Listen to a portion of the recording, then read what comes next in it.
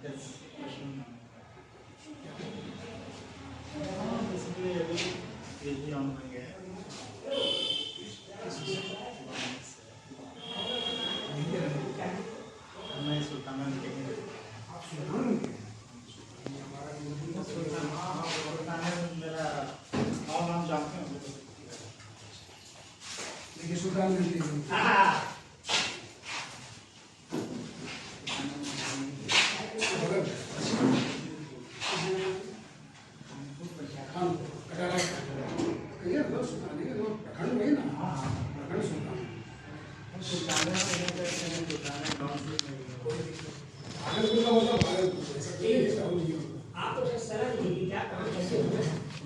बहुत अच्छा आपका प्रयास अतुलनीय है।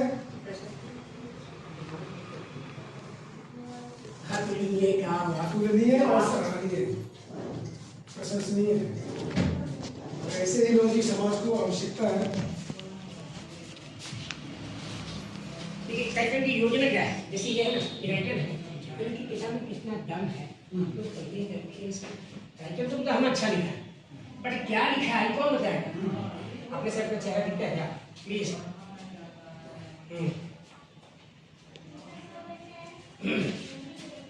ये इनोवेशन का मन से दिया गया है। आप लोग पिछले खड़ा कर रहे हैं, काम यूनिक होने चाहिए, प्रोग्राम भी यूनिक होने चाहिए। और वो ये नहीं कि भीड़ 1000-5000 जो 50 आदमी नहीं, नीचे तो क्लास के लोग हैं, वही ना सोसाइटी को 10 दिशा देगा। भीड़ देगा क्या? भीड़ तो भैया धसन पैदा कर देगा।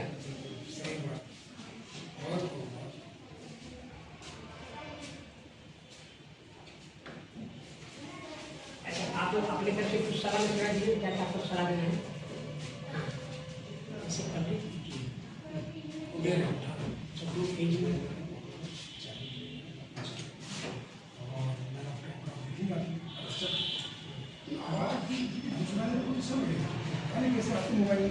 मेरे मोबाइल जरा हम एडिट करके पहले कंफर्म हो लेते हैं। हाँ। उसके बाद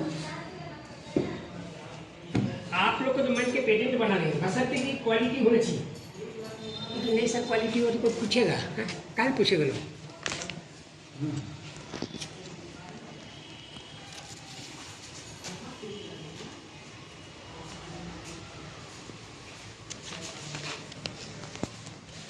सुल्तान में आप कहाँ पर? सुल्तानों में घर नहीं रहते, घर तो रहना पे नहीं होता है, भारत में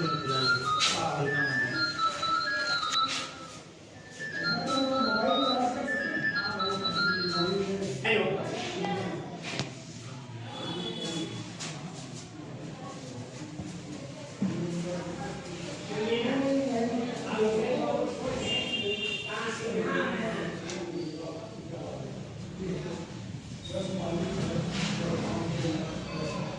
तो आप आइए ना, हम सब बता देते हैं या आज को हम फोन कर देते हैं।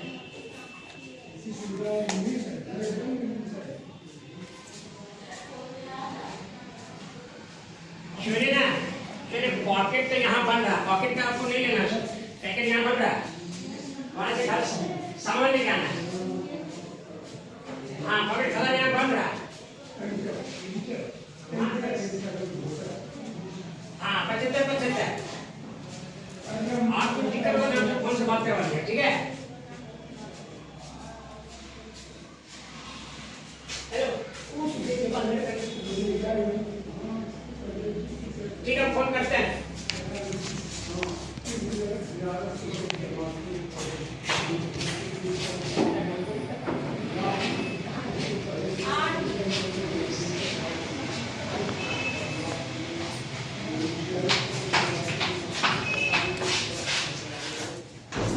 आपका घर बनवा चाहिए बस है।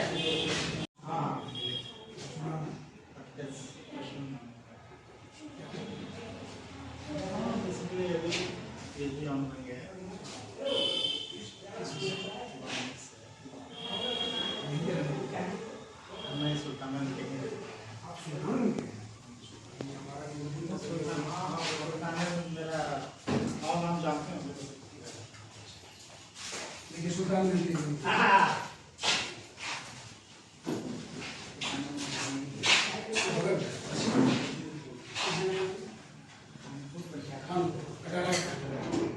तो सुल्तान है वो प्रखंड वही ना, प्रखंड सुल्तान भागलपुर का मतलब भागलपुर, ऐसा कोई ऐसा हो नहीं होता। आप तो सलाह दीजिए क्या काम कैसे होगा।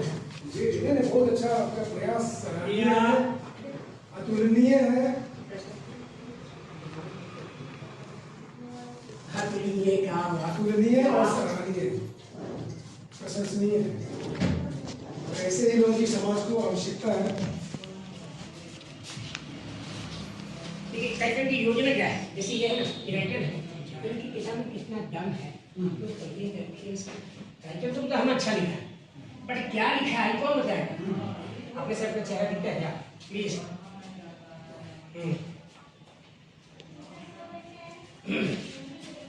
ये इनोवेशन का मन से दिया गया है। आप लोग पिछले खड़ा कर रहे हैं, काम यूनिक होने चाहिए, प्रोग्राम भी यूनिक होने चाहिए। और तो ये नहीं कि भीड़ 1000-5000 जो 50 आदमी नहीं नीचे तो क्लास के लोग वही ना सोसाइटी को 10 साल दिशा देगा। भीड़ देगा क्या, भीड़ तो भैया धसन पैदा कर देगा।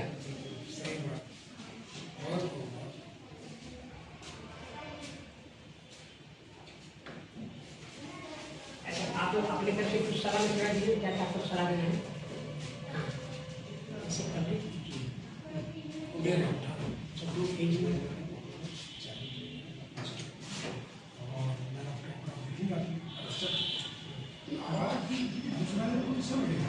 कैसे आपको मोबाइल नहीं मेरा मोबाइल चला हम एडिट करके पहले कंफर्म हो लेते हैं। हाँ। उसके बाद आप लोग को तो मन के पेटेंट बना देंगे, बशर्ते की क्वालिटी होनी चाहिए। तो नहीं सब क्वालिटी हो तो कोई पूछेगा, कहाँ पूछेगा लोग।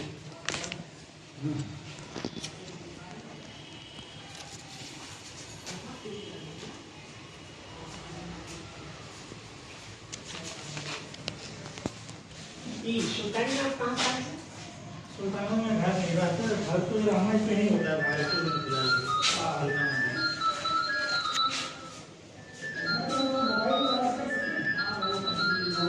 हेलो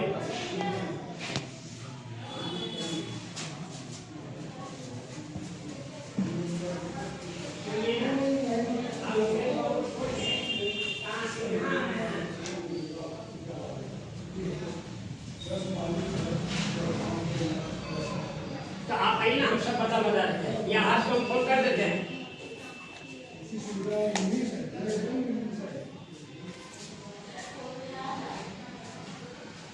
सुनिए ना, चलिए पॉकेट तो यहाँ बन रहा, पॉकेट का आपको नहीं लेना, पैकेट यहाँ बन रहा, वहाँ से खाली सामान लेके आना। हाँ पॉकेट खाना यहाँ बन रहा। हाँ 75 आपको दिक्कत हो तो फोन से बात करवा दिया, ठीक है। हेलो ठीक है, फोन करते हैं।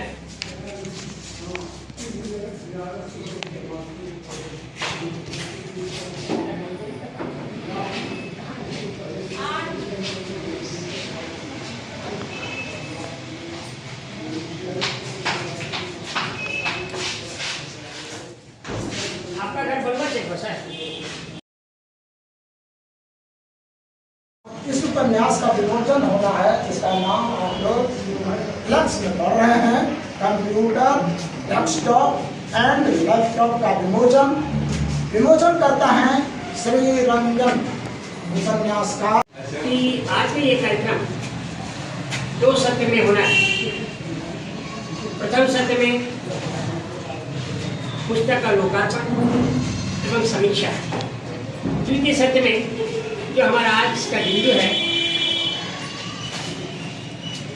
साहित्य समाज का दर्पण है, उस पर संगोष्ठी होनी है। अभी मंच पर हम कुछ विद्वानों को आमंत्रित करना चाहते हैं।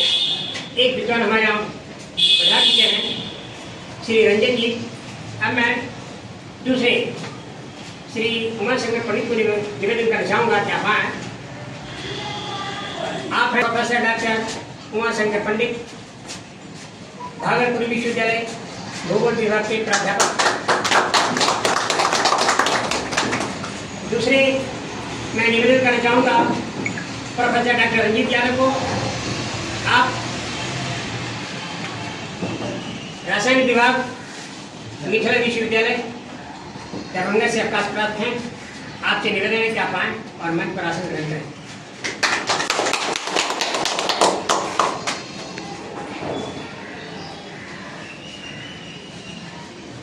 मैं निवेदन कर जाऊंगा अपने राइट हाथ श्री उमेश शर्मा उमेश से कि आप आएं और मंच पर आसन ग्रहण करें।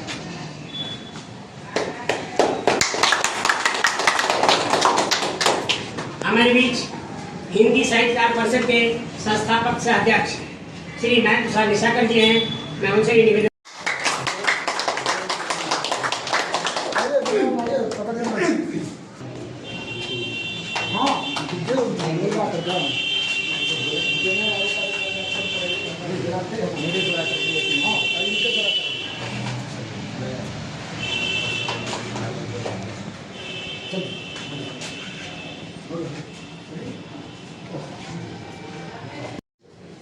आप वही लिखे सर। और ये लोग कलम के धनी हैं।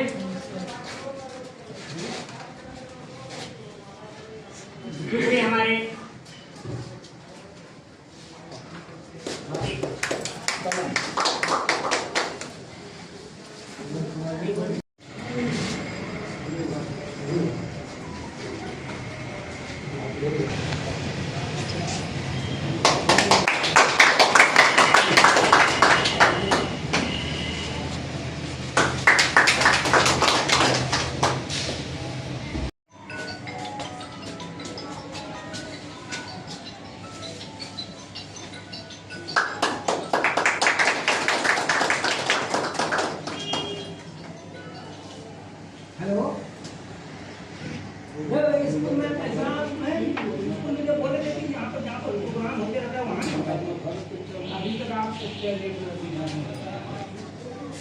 मीडिया वाले का हो गया होगा तो आगे बढ़ेंगे।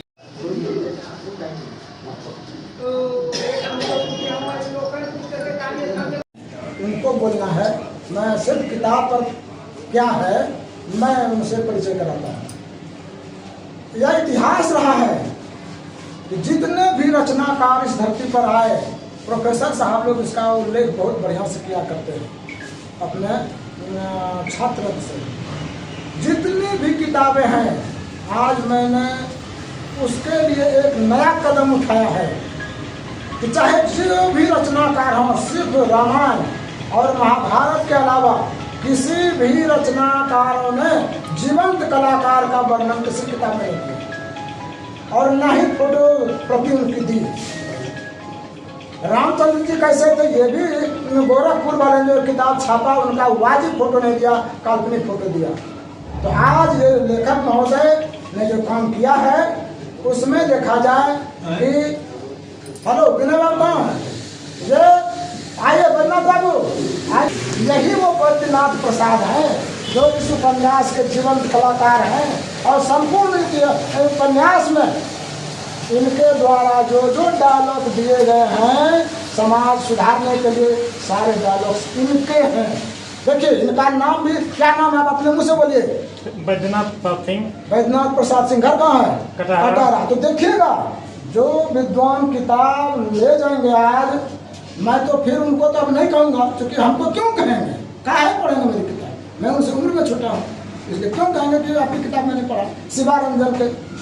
तो देखिएगा तो बैद्यनाथ बाबू ने कितनी बढ़िया बढ़िया बात कही है जो कि जीवित है और मैंने इनका नाम बता दिया है। दूसरे हैं जयंत गणेश जी, अंदर में भी पिक्चर है, वो भी क्या क्या बोले हैं, क्या क्या समाज को दे रहा है कि इंटरनेट क्यों जरूरी है, कंप्यूटर क्यों जरूरी है, क्यों जरूरी नहीं है, ये सारे उल्लेख उनके द्वारा किया गया। तीसरे में हमारे कामदार प्रसाद जी हैं, देखा जाए ये टोपी वाले किताब को देखिए, ये काम तो इनका भी बाप माँ का नाम सब किताब में दिया हुआ है कि ही इज द कामदार प्रसाद, और इन्होंने क्या क्या किया। उसके बाद हमारे विनय कविराज जी भी हैं जो कि किताब में शोभायमान है। तो मैंने इस चरण को लागू किया कि लोग राम श्याम मोहन लिख देते हैं किरदार में, का है न है कोई उल्लेख नहीं। तो कम से कम मैंने 5-6 पात्रों को इसमें लाया, 5-6 पात्रों को मोबाइल फोन लाया जो कि हमारे उमा शंकर बाबू की किताब पढ़े होंगे। तो देखा तो उमा शंकर बाबू आज तक हमको नहीं बोले कि विनय बाबू का जो आपने उल्लेख किया बहुत बढ़िया किया, आज तक हमको थैंक यू भी नहीं। तो आप कहते हैं कि थैंक यू करेंगे वो जरूर पढ़ने के बाद भुला जाते हैं, व्यस्त आदमी हैं। ऐसी बात नहीं कि उनको हमारी ही किताब के लिए वो बैठे हुए हैं। तो मैंने इसका निर्माण किया है, इसका समन लाया है कि हे पाठक बंधुओं, हे विद्वतगण, अपने समाज का नाम नहीं है, राम श्याम मोहन लिखते हैं। मैंने भागलपुर जिला में कितने थाने हैं उसका भी विवरण दिया, न्यायालय क्या कर रहा है उसका भी विवरण दिया है, कौन थाना है क्या कर रहा है उसका भी विवरण दिया है, घंटाघर का, चित्रशाला का, खलीफाबाद का, सेंटिस कंपाउंड का, मायागंज का। तो इसको न जीवित रखना है, खाली किताबें लिखेंगे, कहाँ का उल्लेख है न तारीख है न पता। देखिए सब तारीख है, 25 सितंबर 25 अगस्त 22 तक का उल्लेख है। मैंने कितना प्रयास किया है, इस ढंग की किताब जरूर होनी चाहिए। अब मैं मंच दे रहा हूँ अपने मंच एंकर श्री कांता प्रसाद। और ये डेस्कटॉप और ये लैपटॉप के जो चुनाव है, ये दोनों बच्चों ने खुद अपने लिए किया। छोटे का ये समझ में आता है कि ज़्यादा फास्ट है, ज़्यादा ये है, और खराब होना कम होता है और सस्ता भी है। छोटे बेटे ने वो डेस्कटॉप ले लिया। बड़ा बेटा जो है कॉलेज में है, वो थोड़ा शो ऑफ भी करना चाहता है, तो उसने लैपटॉप ले लिया है। वो रोज जो कॉलेज जाता है लैपटॉप लेके।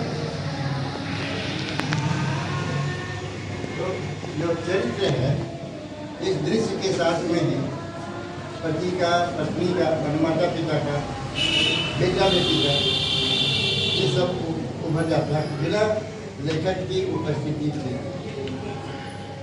कथा लेखन में जो सबसे कमजोर कड़ी होती है वो होती है लेखक की अपनी उपस्थिति। लेखक जब कहानी को खुद नरेट करने लगता है तो कथा साहित्य वहां पे निर्जीव है। लेकिन इस उपन्यास में मैंने ये बात लेखक की उपस्थिति इसमें होती ही नहीं।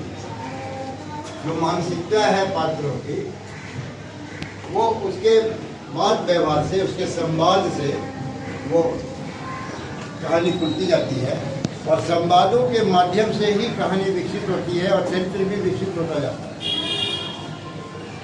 ये परिपक्वता जो है, ये बहुत बड़े लेखक को मिलती है। तो मुझे आश्चर्य इसीलिए नहीं हुआ क्योंकि मैंने इनकी विगत किताबों को, उपन्यासों को भी मैंने पढ़ा है, तो ये परिपक्वता इनमें है और ये जुनून भी है। 401 एक नॉवेल इनका है जो 800 पेज का है, वो फर्स्ट पार्ट है, और सेकेंड पार्ट फिर जो है वो 400-500 पेज। तो इंग्लिश फिक्शन में जो 1000 पृष्ठ का नॉवेल वो आम बात है, लेकिन हिंदी उपन्यासों में 1000 पेज का नॉवेल ऐसी बात नहीं है कि नहीं है, लेकिन ये बहुत विरल है। और इनके जो सामर्थ्य है कि ये 1000 पेज का नॉवेल लिख लेते हैं और उसे री एडिट करने की आवश्यकता नहीं है, क्योंकि जो लिख देते हैं वो लिख देते हैं और फिर दूसरा नॉवेल पकड़ लेते हैं, फिर तीसरा नॉवेल पकड़ लेते हैं। जब इनके नाटकों का लिस्ट आप देखिएगा तो आपको बड़े आश्चर्य, नाटक इन्होंने बहुत लिखा है। जो व्यक्ति, जो लेखक नाटक लिख सकता है वही कथा साहित्य लिख सकता है। जो कथाकार अगर नाटककार नहीं है तो वो कथाकार कभी हो ही नहीं। इसीलिए इनके जो कथानक का और जो फिक्शन का जो राज है, वो जब मुझे पता चला कि ये नाटककार भी हैं और रंगमंचीय नाटकों का इन्होंने विपुल सृजन किया। के बाद इन्होंने फिल्म स्क्रिप्ट भी लिखा, पटकथा।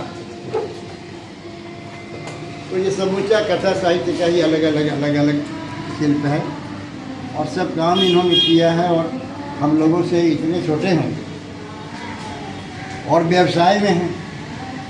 वो भी व्यवसाय क्या, वकील का व्यवसाय। वकील का व्यवसाय इतना अभी मतलब आप ये समझ लीजिए कि जब तक आप जवान हैं आपका वकालत नहीं चले, जब तक आप कमाई का सुख भोग करने के लिए आप सक्षम हैं, तब तक वकालत आपकी नहीं चलेगी। और जब आप बूढ़े हो गए, बाल आपके सफ़ेद हो गया, आप कमज़ोर हो गए, तब आप सीनियर बने, अब तब वकालत आपकी चलेगी। तो इस संघर्ष में जीवन में, एक वकील के संघर्ष में जीवन में, एक युवा वकील साहब परिवार के बोझ को देखते हुए, गृहस्थी के बोझ को देखते हुए, और इतना 30, 40, 45 पुस्तकों का ये लेखन कर दें, उसको पब्लिश कर दें, ये बहुत बड़ी बात है। तो इनके इस जुनून के लिए तो मैं इनका अभिवादन करता हूँ। आप अब इस आज के नॉवेल पे हम आ जाते हैं। समस्या ये होती है कि जो बड़ा बेटा जो लैपटॉप लिए हुआ है, उसका लैपटॉप खराब हो जाता है। पहले भी खराब हो चुका है कई बार, और वो इस बात को छिपाता है और अपने छोटे भाई से कहता है कि ये लैपटॉप तुम ले लो, तुम्हारा डेस्कटॉप हम ले लेंगे। और इस बात पे बहुत बहस। फिर उसकी माता भी इंटरवेन करती है, फिर उसके फादर आ जाते हैं। तो उसके फादर के वक्तव्य से, संवाद से ये बात का पता चलता है कि बड़े बेटे ने खुद ही फरमाइश करके इतना कॉस्टली लैपटॉप लिया। तो ये पिता मंजूर नहीं करते हैं ये अदला बदली। और बाद में जब दोस्तों के पास ये जाकर के बैठता है, लैपटॉप ख़राब हो गया ये बताता है, और मालूम होता है कि 10,000 रुपये लगेगा बनाने में, तो बहुत परेशान होता है। और उसके समझ में एक बात ये आ जाती है कि कंप्यूटर के पीछे जो हम लोग पड़े हुए हैं, तो उसमें हम लोगों को, हमारे पास कुछ हासिल नहीं।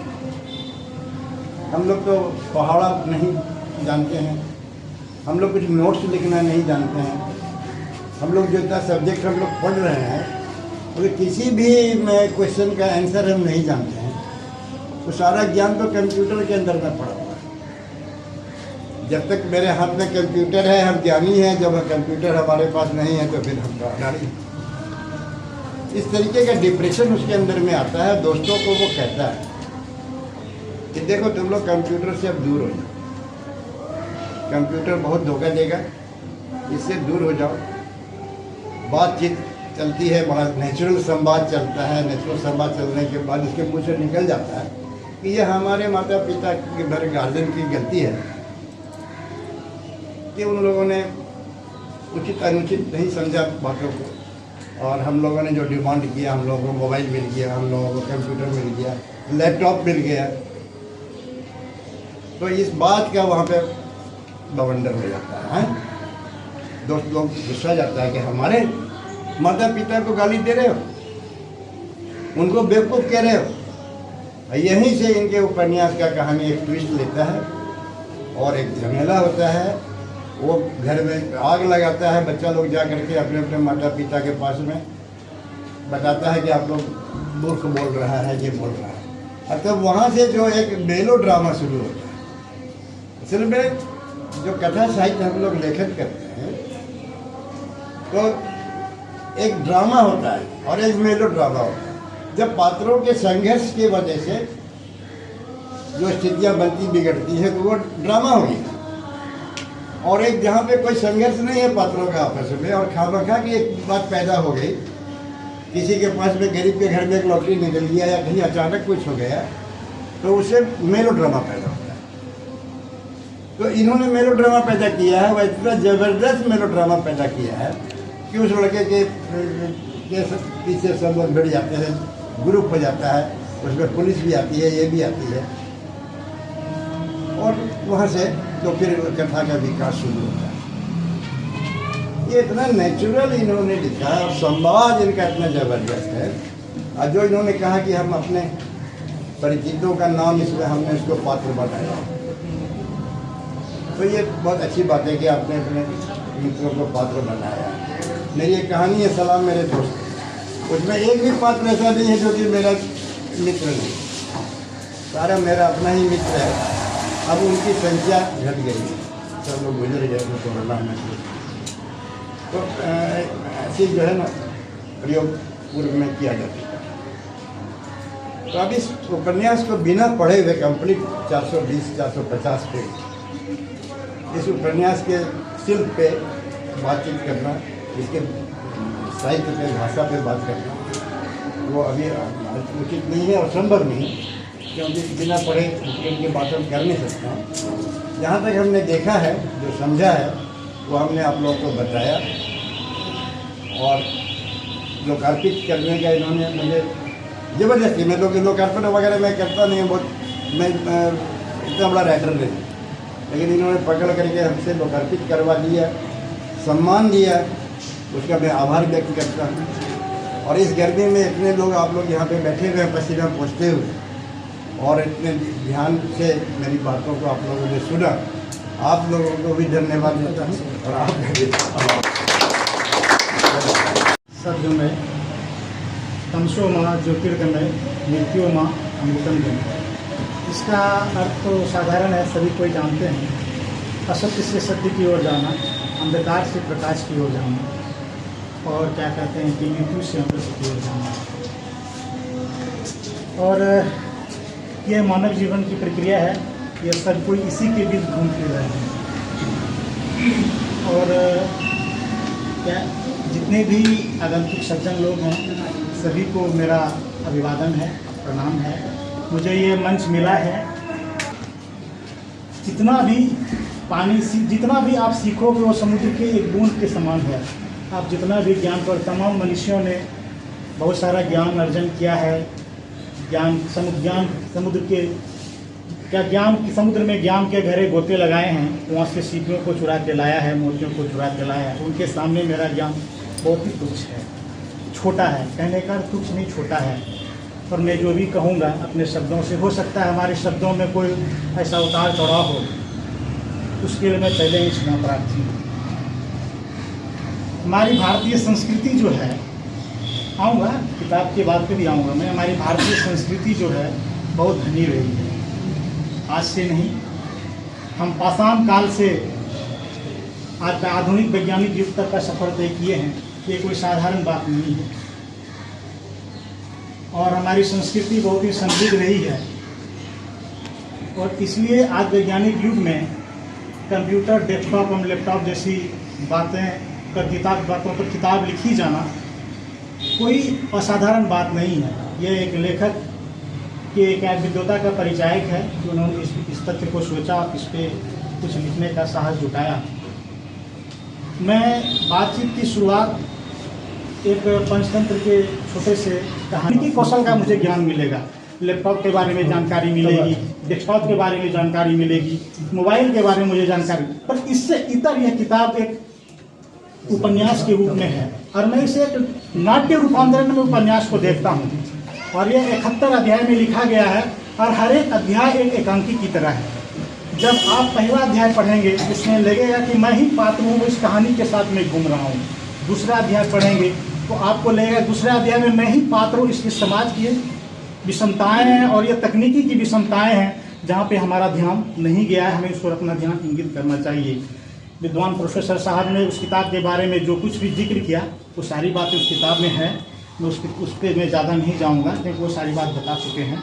मैं उसके मूल्यांकन पे जाऊँगा कि सचमुच में इस किताब हमसे कहना, किताबें बोलती क्या है।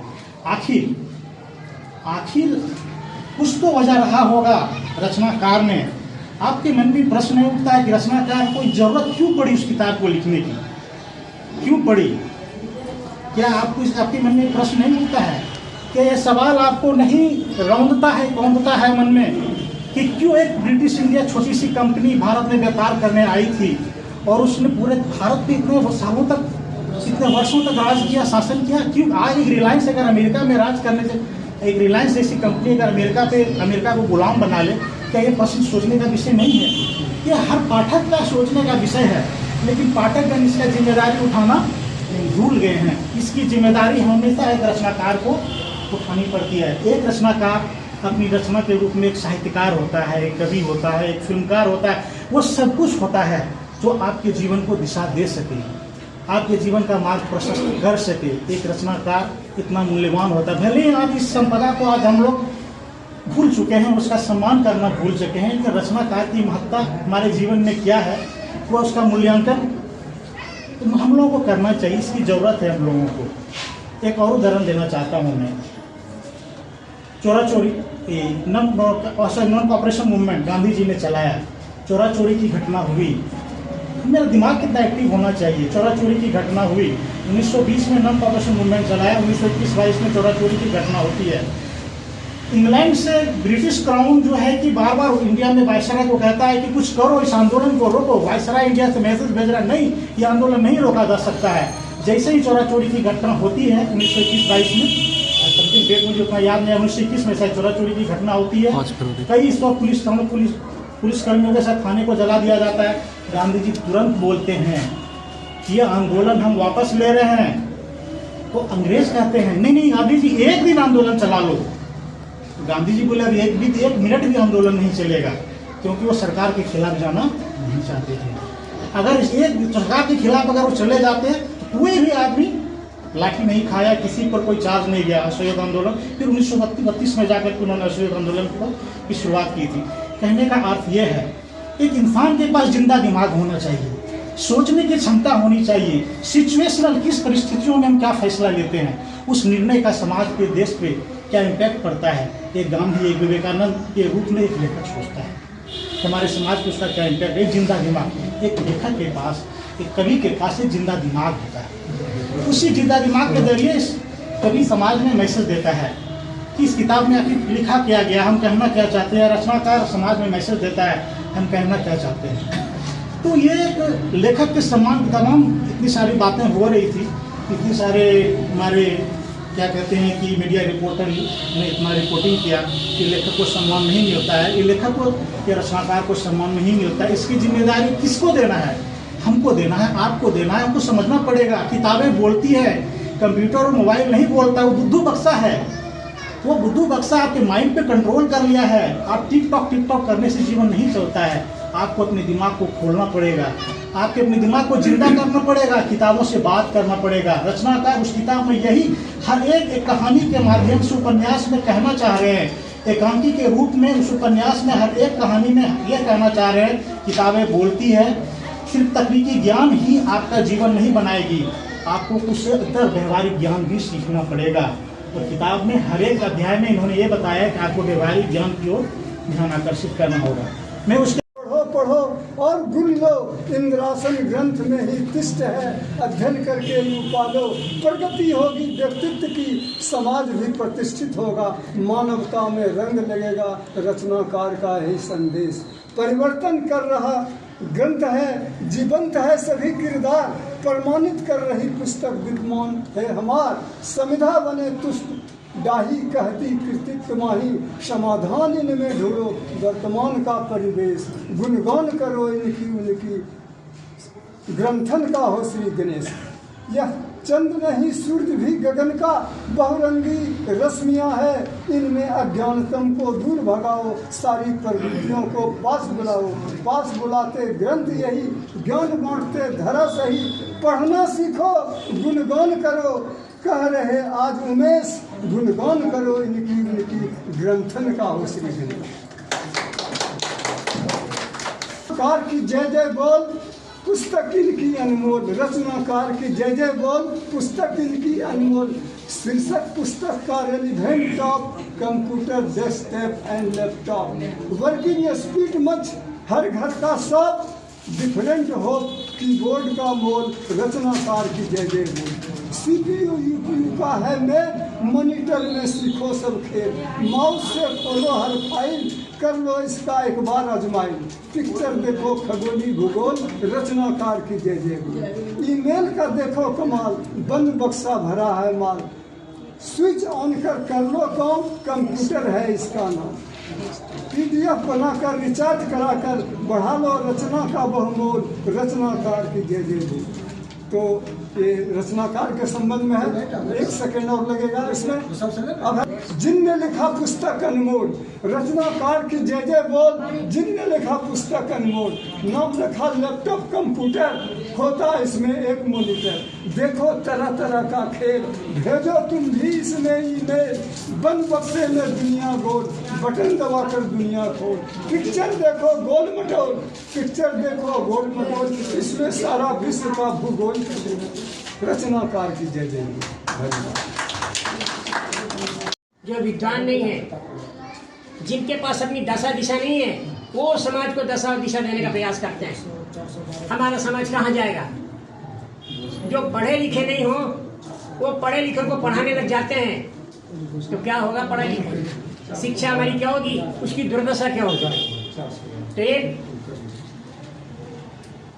आज डेस्कटॉप, कंप्यूटर और लैपटॉप कविता का विमोचन करके राइटर ने ये दर्शाने का प्रयास किया है, मशीन इंसान नहीं हो सकता है, मशीन इंसान से बढ़ के नहीं हो सकता है। बड़ा हुआ तो इंसान ही है। कंप्यूटर को बनाने वाला कौन है? डेस्कटॉप को बनाने वाला कौन है? लैपटॉप को बनाने वाला कौन है? क्या बनाने वाला पीछे हो जाएगा, जो बना हुआ वो आगे हो जाएगा? ये हमारे समाज का वो दृष्टिकोण और नज़रिया है कि हम लोग कंप्यूटर को आगे बढ़ाने लग जाते हैं। हम अपने बच्चों को थमा देते हैं, कहते हैं बच्चे मेरे विद्वान हो गए। ठीक बात है, कंप्यूटर, मोबाइल, लैपटॉप में तो वही सारी चीज़ें लिखी हैं जो आपने लिख के उसमें डाला है। बंदो, मैं आपका ज़्यादा समय नहीं लूँगा। प्रथम सत्य का समय समाप्त हो रहा, अब हम दूसरे सत्य में प्रवेश करेंगे। साहित्यकार साहित्य के सर्जक हैं। आज साहित्य के पाठक घटते जा रहे हैं, जिस कारण उनका मनोबल टूट रहा है और वे धारदार साहित्य की रचना नहीं कर पा रहे। जब दर्पण ही नहीं, तब सामाजिक व्यक्ति का चेहरा कहाँ और कैसे दिखाई देगा? वर्तमान और आने वाले युग में समाज के लिए साहित्य जरूरी है, अन्यथा हमारा समाज गर्त में चला जाएगा। आज साहित्य के माध्यम से हम जानते हैं कि किन लोगों ने समाज के साथ कुकृत्य किया, गलत व्यवहार किया, कैसे उसको सुधारा जाए। अगर आज हमारे रचनाकार नहीं होते तो हम पहले की गलतियों को नहीं देख पाते और उसमें सुधार की दिशा में प्रयास भी नहीं कर पाते। तो आइए अब हम दूसरे शब्द में प्रवेश करने से पूर्व एक सरस्वती वंदना हमारे बीच एक अनिता मैडम है, इनसे निवेदन करेंगे। आज एक सरस्वती वंदना है, इसके बाद हम अपने कपिल कृपाला से निवेदन करेंगे। आप भी सरस्वती वंदना के लिए तैयार रहेंगे? आइए। वरदे वीणा वादिनी वरदे, प्रिय स्वतंत्र नव अमृत मंत्र नव, प्रिय स्वतंत्र नव अमृत मंत्र नव, भारत में भर दे वरदे वीणा वादिनी वरदे। काट अंधउर के बंधन स्तर, महाजननी ज्योतिर्मयि रे झर। काट अंधउर के बंधन स्तर, महाजननी ज्योतिर्मयि रे झर। कलुष भेद तम हर प्रकाश हर, कलुष भेद तम हर प्रकाश भर। जगमग जग कर दे, जगमग जग कर दे, वरदे वीणा वादिनी वरदे। नवगति नवलय ताल छंद नव, नवल कंठ नव जलद भद्र नव। नव गति नवलय ताल छंद नव, नवल भद्र नव जलद भद्र नव। नव नव के नव विहग वृंद को, नव नव के नव विहग वृंद को, जगमग जग कर दे, भारत में भर दे वरदे वीणा वादिनी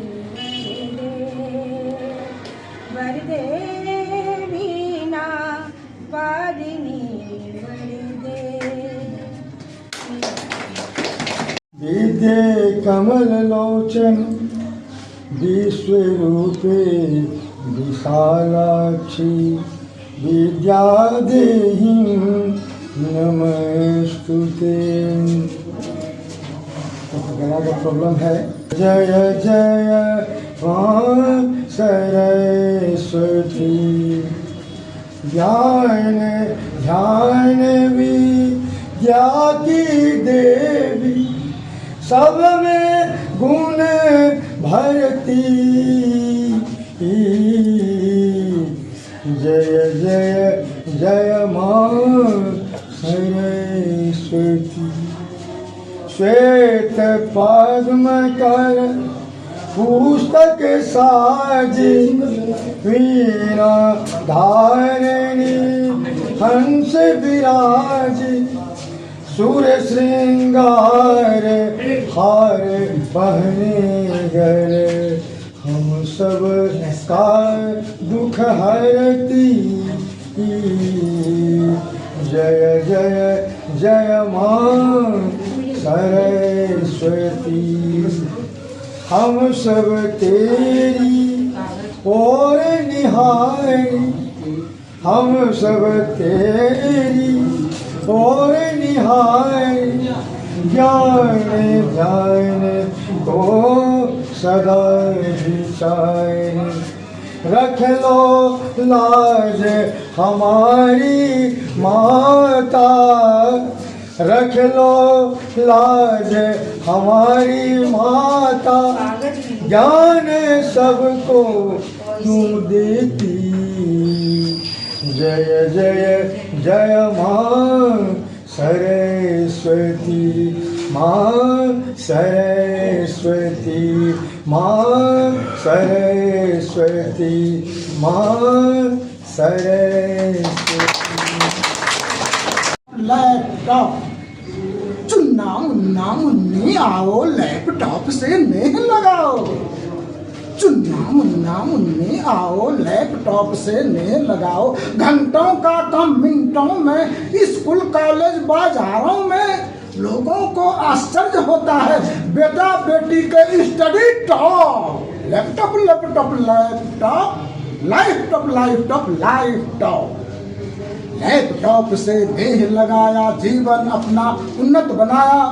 कलम से लिखते ललुआ लाल खटुआ लाल छोटुआ लाल। कलम से लिखते ललुआ लाल खटुआ लाल छोटुआ लाल। फिंगर से लिखता तेजस लाल अनुभवी वही कहाता top. Laptop laptop laptop laptop laptop laptop. अगली अंतरा है सुंदर सुंदर गोले गोल फोटो बना लो खोलो पोल। सुंदर सुंदर गोल गोल फोटो बना लो खोलो पोल। अब भूले पहाड़ा लिखना छोड़ा भूले पहाड़ा लिखना छोड़ा। ऑफलाइन से पढ़ना छोड़ा। अब मन चाहा वीडियो देखो और रखो पास हो जाओ top. Laptop laptop laptop laptop laptop laptop. Laptop से नेह लगाया जीवन अपना उन्नत बनाया। कलम से लिखते ललुआ लाल खटुआ लाल छोटुआ लाल। फिंगर से लिखता तेजस लाल अनुभवी वही कहाता टॉप। Laptop laptop laptop. अंतिम अंतरा है माँ बाप को रोज ठगते हैं। माँ बाप को रोज ठगते हैं। दोस्त मुहिमों को जचते हैं। स्कूल जाते मोबाइल से खेलते घर आते लैपटॉप से खेलते। इंटरनेट ने कर दिया कमाल प्रेमी प्रेमिका का मिलन हुए top. Laptop laptop laptop laptop laptop laptop. ये मेरी इस कविता की रचनाएं हैं। अगर आप लोग तो मैं कल्याण करो का मैं तो दिनकर ने कहा रे रोग युधिष्ठिर को रे यहाँ जाने दे उनको सर धीर पर फिरा हमें गांडीव गदा लौटा दे। अर्जुन भीम संकेत मात्र संकेत था कि क्या भाई शांति शांति लगा रखे लड़ाई लड़िए। यही संकेत था। उस समय नेहरू जी थे और दिनकर जी थे समझते थे। अब जो हमारे उमेश बाबू इतना मेहनत करके लिख रहे हैं तो हम लोग भी अपना कुछ नहीं ध्यान देते। इनकी बातों का, समाज के कामों का। तो इस तरह से ये बात नहीं है। वही बात सर्वोपरि है कि हम लोग लाख अपने पेट के लिए, जीने के लिए नौकरी कर लें, सीख लें, हिसाब बना लें, साइंस पढ़ लें, साइंस का पूर्व थ्योरी पढ़ लें, उससे कुछ होना नहीं। समाज में कैसे जिया जाता है वो करना।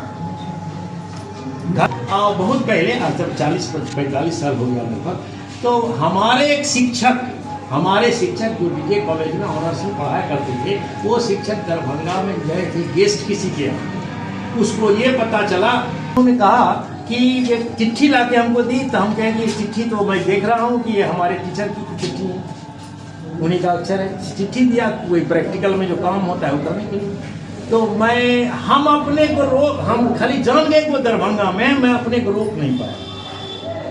रात के 8 बजे 9 बजे परीक्षा लेने के बाद मैं उनके पास पहुंच गया। वो भी आश्चर्य, तुम चला आया? फिर मैं सर अपने को रोक नहीं पाया। ये कतई घूस नहीं था, कोई पैरवी नहीं थी, हमारा इमोशनल जुड़ाव था। इसलिए मैं ये कह रहा हूँ, वो संबंध की बात जो लोग बोला करते हैं, सामाजिक स्थिति जो चल रही है, कि समाज की स्थिति को बदलना हम सभी लोगों का काम। उमेश बाबू ने तो थ्योरी में डाला, अब हम लोग इसको इम्प्लीमेंट नहीं करेंगे तो काम नहीं बनेगा, कतई काम नहीं बनेगा। आप कम है, लेकिन हम लोग व्यवहार किस तरह से करते हैं उस पर।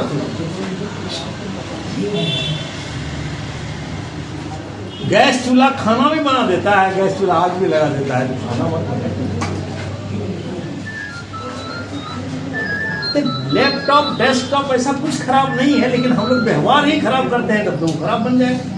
इसलिए व्यवहार करना है, तो इसलिए ऐसा कुछ नहीं, हम लोग इसको धरातल पर उतारें कि साहित्य में जो बातें लिखी है, जो थ्योरी में समझ में आती है, उस बात को हम लोग धरातल पर उतार के बतावें, तभी हम लोग आगे बढ़ेंगे और समाज की कुरीतियों को दूर करेंगे। अन्यथा हमारा समय समाप्त है और मैं विदा लेता हूँ आपको। जय हिंद। वंदे वाणी विनायक। अंधकार है वहाँ जहाँ साहित्य नहीं है, अंधकार है वहाँ जहाँ आदित्य नहीं है। और मुर्दा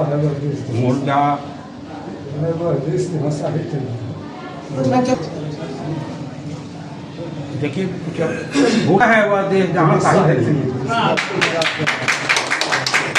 तो इसी विषय पर बोलना है। तो साहित्य का पहले साहित्य की व्युत्पत्ति कैसे हुई? सह जोड़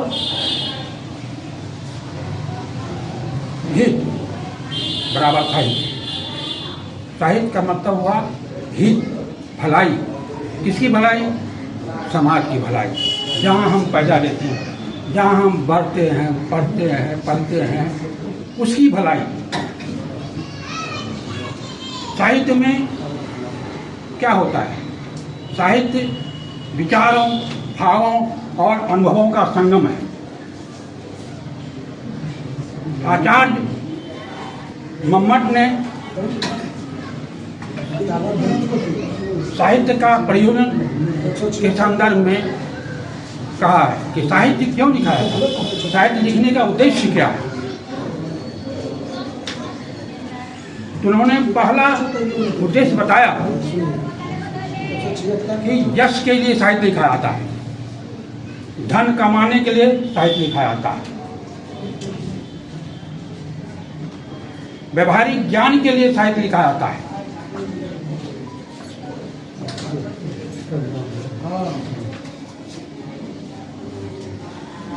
और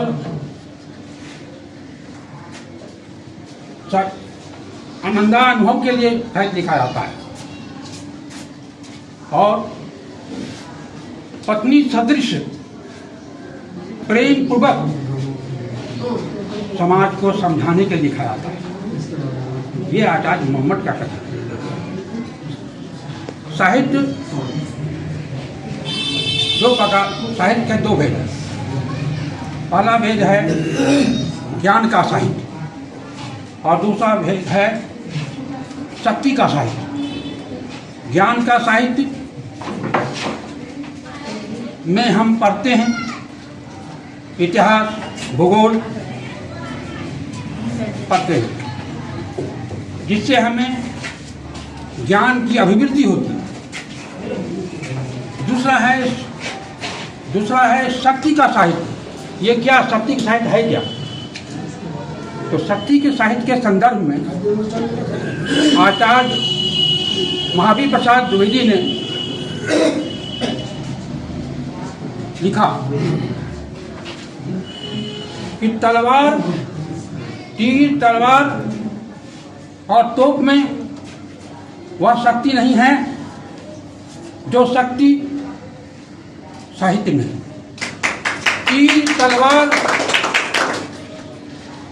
और तोप से हम व्यक्ति को जीत सकते हैं, राज्य को जीत सकते हैं, लेकिन किसी के मन को जीत नहीं सकते। लेकिन कविता में,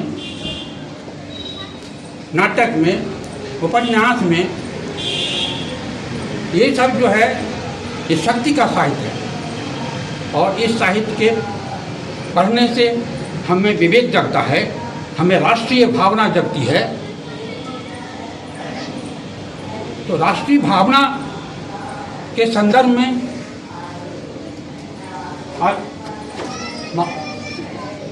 माखनलाल चतुर्वेदी जी ने लिखा है अपने पुष्प की अभिलाषा में, मुझे तोड़ लेना बनमाली, उस पथ पर पे तू देना फेंक, मातृभूमि हित शीश चढ़ाने, जिस पथ जावे वीर रणे। तो अगर साहित्य ना होता तो यह भावना, राष्ट्रीय भावना कैसे उजागर होती? आज इन्हीं काव्यों की बदौलत, इन्हीं नाटक और उपन्यास के बदौलत हमारे यहाँ जितनी क्रांतियाँ हुई, उन क्रांतियों को के जो कार्यकर्ता थे, जो क्रांतिकारी थे, सरदार भगत सिंह, गुरुदेव, सुखदेव और जो भी जिनका नाम मैं भूल रहा हूँ, वे सारे इन्हीं किताबों को पढ़कर, इन्हीं काव्यों की भाषाओं को ध्यान में रख करके अपना जीवन बलिदान कर दिया। आप पटना जाते होंगे, देखते होंगे कि पटना में 5 लड़के जो है आज़ादी के लिए लड़ाई में कूद गया, उनको बंदूक से मार दिया गया। तो साहित्य की जो महत्ता है इसी से जानी जा सकती है। साहित्य पर साल में उपस्थित सभी भाइयों एवं बहनों को भी मेरा नमन है। जैसा कि विषय दिया गया है, साहित्य समाज का दर्पण है और दीपक है। पूर्व के वक्ताओं ने बड़ी अच्छी बातें कही, बड़ी सारगर्भित बातें कही। मैं सुन रहा था भोला बाबू को, उमाशंकर का, कि साहित्य समाज का दर्पण है, दिखाता है सही चेहरा, और दीपक भी है कि वह हमें रास्ता भी दिखाता है। बावजूद इसके हम राह भटकते हैं। साहित्य हमारे पास है, विपुल भंडार है, फिर हम राह क्यों भटकते हैं? मैं एक छोटा सा उदाहरण देना चाहता हूँ। अभी रूस ने यूक्रेन पर आक्रमण किया। मैं कुछ रूसी लेखकों को जानता हूँ। एंटन चेखव को मैंने बीए में पढ़ा, मैक्सिम गोर्की को पढ़ा हूँ, लियो टॉल्स्टॉय को पढ़ा हूँ। खास करके टॉल्स्टॉय के अंदर जो आध्यात्मिकता है, समाज को नैतिक राह पर चलाने के लिए जो उन्होंने लेखनी चलाई, वह बेमिसाल है। क्या कर रहा है आज रूस? कितना अपना दीपक बना पा रहा है उस साहित्य को? इस पर भी विचार करें। और साहित्य हमें रस देता है, ये ठीक है, यश देता है, यह भी ठीक है। ये सारी बातें बड़ी अच्छी हैं, सचमुच में ऐसा होता भी है। रस देता है, यश देता है, अर्थ भी देता है। लेकिन हम जो दिशा चाहते हैं वो पर्याप्त नहीं दे पाता है, या हम ले नहीं पाते हैं। देता तो वह उतना ही है। सागर अपना आंचल फैलाए हुआ है। हम गिलास लेके जाएंगे तो गिलास भर पानी लेके आएंगे, बाल्टी लेके जाएंगे तो बाल्टी भर पानी लेके आएंगे। ये हमारी पात्रता पर निर्भर करता है।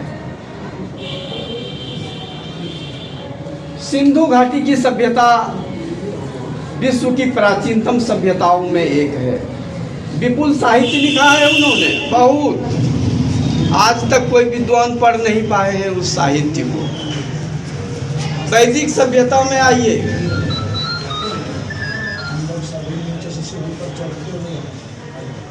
ढेर सारी बातें हमारे वेदों में, उपनिषदों में लिखी गई है। हम क्यों गुलाम हुए? इतना साहित्य मेरे पास, दिशा निर्देशक हमारे पास इतने अच्छे अच्छे, हजारों वर्षों तक हम क्यों गुलाम हुए? क्या यह विचारणीय प्रश्न नहीं है? हमें विचार करना होगा। सिर्फ यह कह देने से काम नहीं चलेगा कि साहित्य समाज का दर्पण है, दीपक है, सब कुछ है, लेकिन बावजूद इसके व्यवहार में क्या उतर रहा है? आज पुतिन पर लियो टॉल्स्टॉय का प्रभाव क्यों नहीं पड़ रहा है? गांधी और बुद्ध का यह देश, क्यों मुट्ठी भर लोग हम पर अत्याचार करते हैं? हम लाख समझाते हैं कि ऐसा नहीं करना चाहिए। हमारे ये शांति ग्रंथ हैं, शांति ग्रंथ को नालंदा में जला दिया जाता है। बौद्ध धर्म मानने वाला चीन आज सबको आंखें दिखा रहा है। क्या बुद्ध का प्रभाव है? शी जिनपिंग पर विचार करने की बात है। हम आज लिख रहे हैं, बहुत अच्छी अच्छी बातें लिख रहे हैं, लेकिन यह भ्रम कदापि न पालें कि हम जो लिख रहे हैं वह हमारे समाज को दिशा निर्देश देगा ही, लोग पालन करेंगे, आत्मसात करेंगे, ऐसी कोई बातें मेरी दृष्टि में नहीं है। मैं ज़्यादा समय आपका नहीं लूँगा, प्रश्न आपके सामने छोड़ रहा हूँ। सभी विचारशील हैं, मननशील हैं, मनन करेंगे, विचार करेंगे। बस इतनी बातें कहूँगा कि साहित्य संगीत कला विहीना, साक्षात पशु कुछ विषानहीना। साहित्य में ये गुण है कि वह आपको मनुष्य बनाता है। हम मानव बनते हैं तभी जब साहित्य संगीत में रुचि लेते हैं। गीता में भी श्री कृष्ण ने कहा कि वेदों में मैं साम वेद हूँ। अथर्व यजुर ऋग नहीं कहा, वेदों में मैं साम वेद हूँ। सुर लय धुन ताल जहाँ है, आनंद जहाँ है, वहीं मैं हूँ। धन्यवाद। तो मैं विनय कुमार कबीरा और उमेश जी के जोश और जज्बा को मैं सलाम करता हूँ। कहता है कि जिंदा रहने के लिए, जीवित रहने के लिए तन में खून जरूरी है, और जिंदा रहने के लिए मन में जज्बा व जुनून जरूरी है। इनके जज्बा को सलाम करना है, क्योंकि जज्बा है इसमें कुछ समाज को देने के लिए, समाज के लिए कुछ नया करने के लिए। उमेश बाबू जो है थोड़ा सा ये कह करके चिंतित हैं कि लोग पढ़ता नहीं है, हम लिखते हैं। सवाल ये है कि हम अपना कर्म कर सकते हैं, और क्या कर सकते हैं? गीता में कहा है कर्मण्येवाधिकारस्ते मा फलेषु कदाचन। आप अच्छा कर्म करते हैं यह कहकर ही संतुष्ट होइए। वृक्ष जो है ऑक्सीजन दे रहा है, आप कहो कि नहीं ले रहा है, लोग जो नहीं ले रहा है भागा है, आप तो अपना कर्म कर रहे हैं। तो यह जो है काम इनका, उमेश जी का, इनको हमेशा के लिए यादगार बनाएगा। मैं कुछ कविता की पंक्ति इसके लिए कह रहा हूँ। जिंदगी जिए ज़्यादा या कम है इसका नहीं मुझको गम। जिंदगी जिए ज़्यादा या कम है इसका नहीं मुझको गम।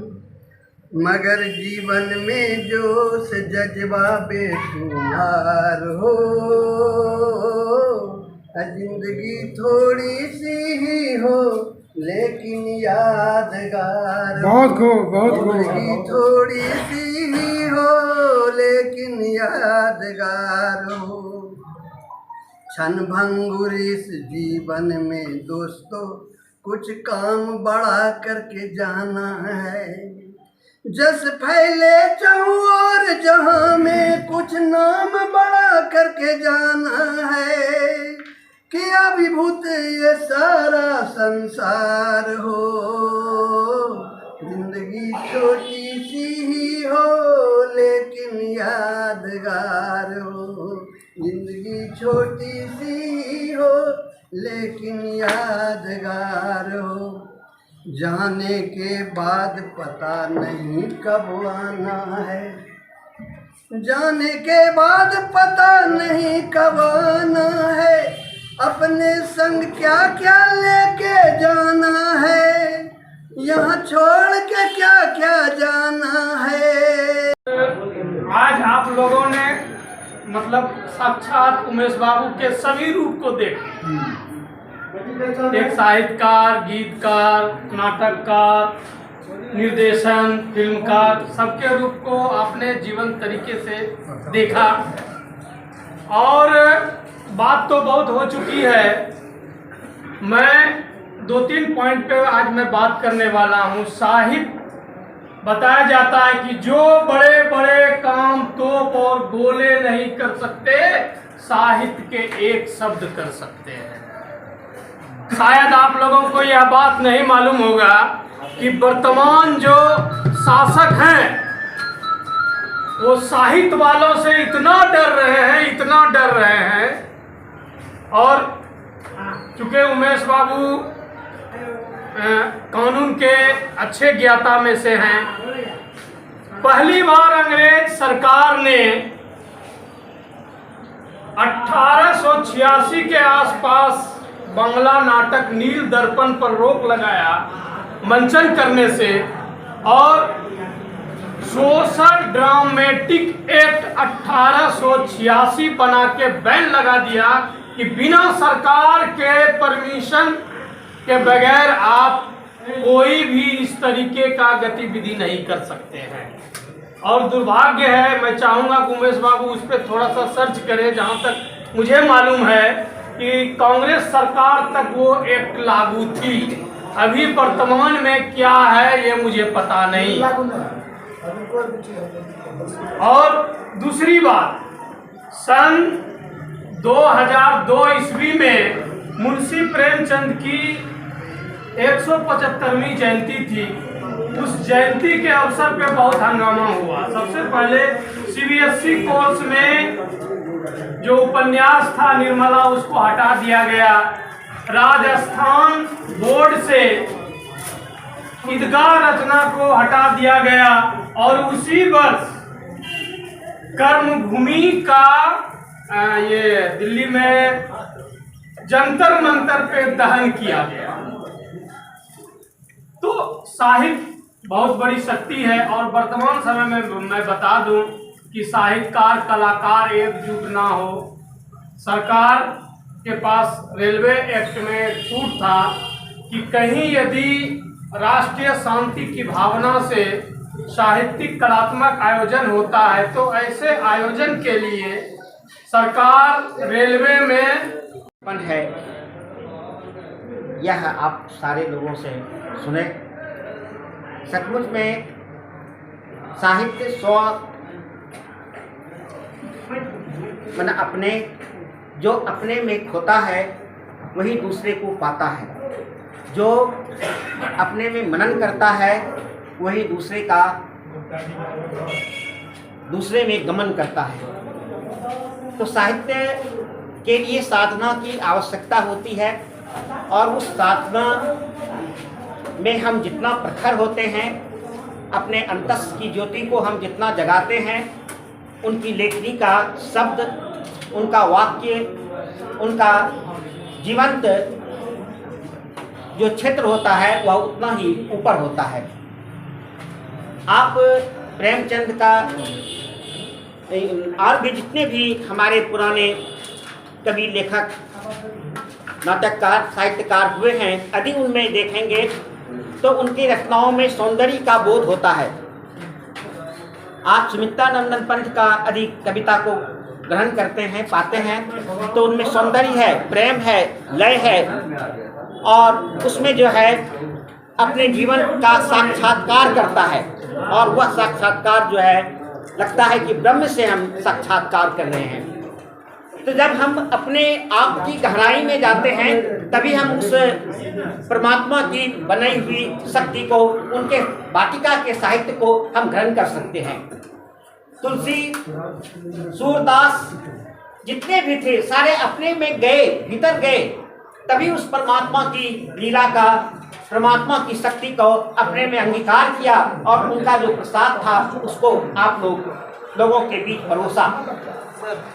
तो साहित्य के लिए सबसे पहले अपना हित, मतलब अपने में अपनी धारा ज्यों ज्यों नीचे हो चले त्यों त्यों ऊपर हो।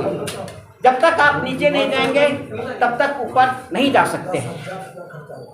आज साहित्य हमारे समाज से कटता जा रहा है।